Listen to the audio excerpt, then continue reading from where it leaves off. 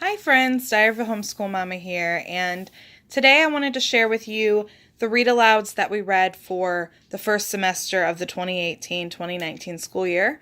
So I'm just going to go ahead and dive right in. The first three books are books that we read with our first grader, and then the second, or the last stack of books is the books that we read with our fifth grader. So some of the books with my fifth grader are books that came with his history curriculum, and then some are just fun read alouds. We both really like to read, so oftentimes we are reading 2 or 3 books at a time together, so that's really great.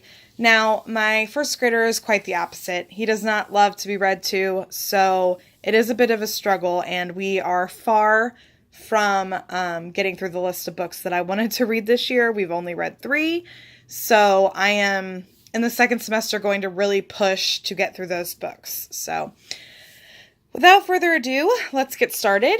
The first book that I read with my first grader was Flat Stanley. Now, he really liked this book, and I kind of figured he would because I read it in elementary school, and it's one of those books that I've always remembered. It's just something that stood out for me that I remembered reading. So this book went really well. It is a shorter read, so that's great for his grade level. He doesn't have a very high attention span, so we would usually read like 1 or 2 chapters a day. But yeah, it's definitely a shorter read, and the chapters are really short in it, so that went really well. The second book that I read with my first grader was The Chocolate Touch. This book, he loved it. We actually read it twice because he loved it that much, but it's a really cute and funny story. So, yeah, it just went really well, and he's never loved a book before, so I was so happy when he wouldn't stop talking about this book and he wanted to read it again.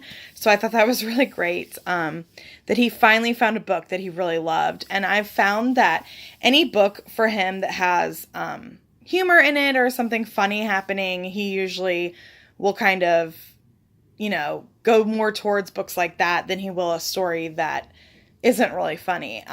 He's kind of a jokester, so he likes a lot of funny things, and so now when I buy books for him, I try to stay with books that I know will make him laugh and keep his interest.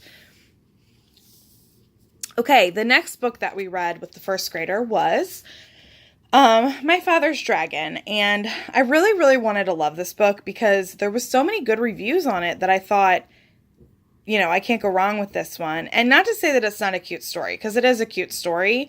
I just didn't feel like it really piqued his interest, and I wasn't really interested in it. But we did finish it, so that was good. I would definitely try it for yourself and not, take my word for it, because a lot of people do love this story, so it really might work for your family. So I would definitely give it a try. I mean, it is worth reading. So and now I'm going to go ahead and get into the books that I read with my fifth grader for the first semester. These aren't in any specific order, like we've just read these randomly through the first semester. So the first book that I want to share is Peter Pan.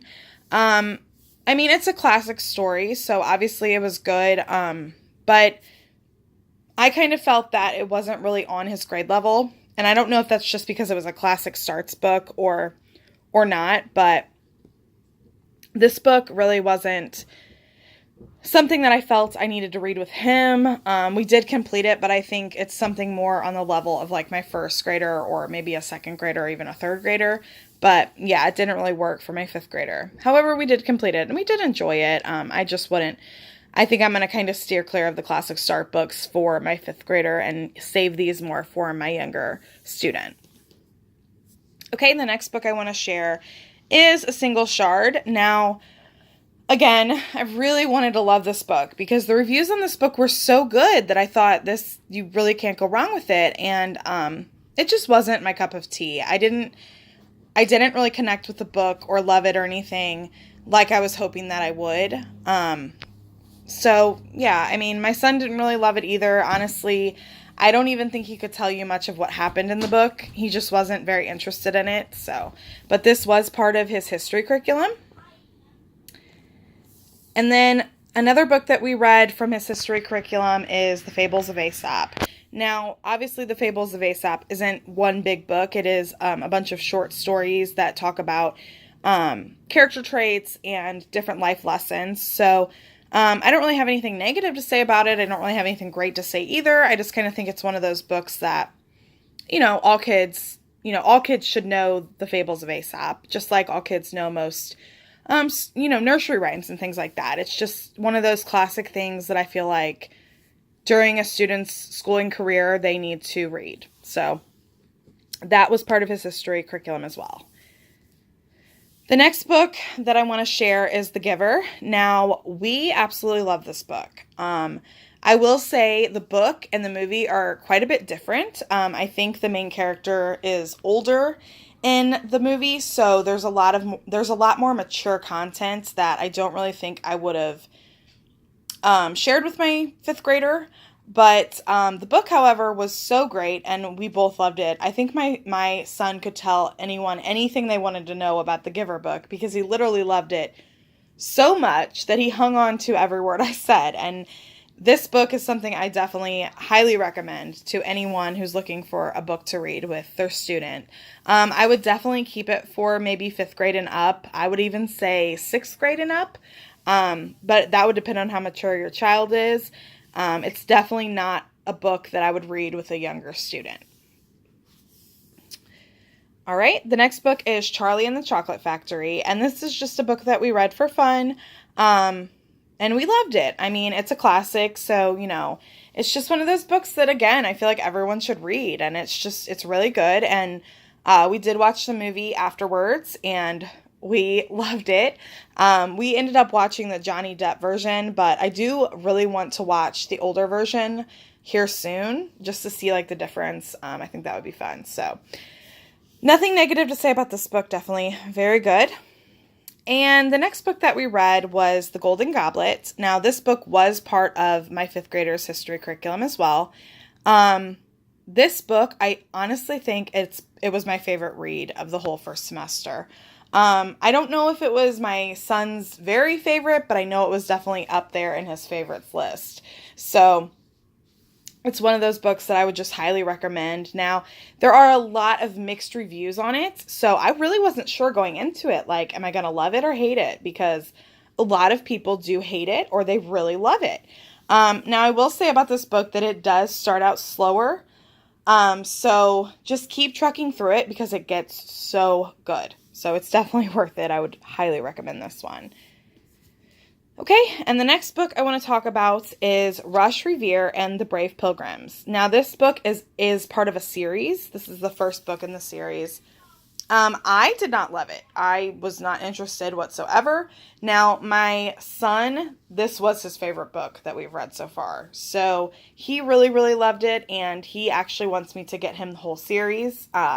I did look for Christmas, but they were sold out or too expensive, on Amazon and stuff. So it's definitely something that I think he will be getting soon. And if not, then we will be checking the books out from the library because this one he really did enjoy. And the last book that I want to talk about is The Bronze Bow. This book was part of his history curriculum as well. I really liked this book. I really don't have anything negative to say about it other than it does start out slow, kind of like The Golden Goblet. And the story is kind of the same type of story, about a boy. He's kind of a hero, that kind of thing. But yeah, it was a really good book, and I would definitely recommend it. I do love how Knotgrass puts their read-alouds in, and they just really, really tie in so well with what you're learning in their history curriculum. So this was every book that we've read with the history curriculum has just been perfect because it really makes it feel like you're there, like you're learning in real time, almost like you're, like a time traveler, and you're there experiencing everything that happened in that time period. So we really liked this one, and we've pretty much liked most of the books that we have read through Knotgrass.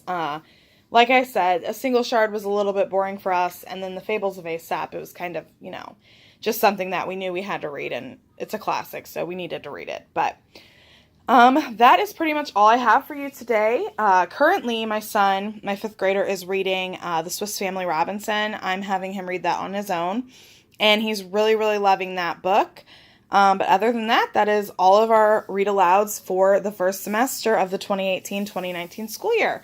So thank you so much for watching, and if you enjoyed this video, please give it a thumbs up. And if you like my channel and would like to see more from me, please hit the subscribe button.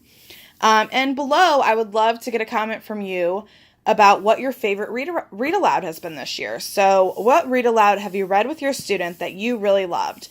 Comment below. Thanks for watching, guys. Bye.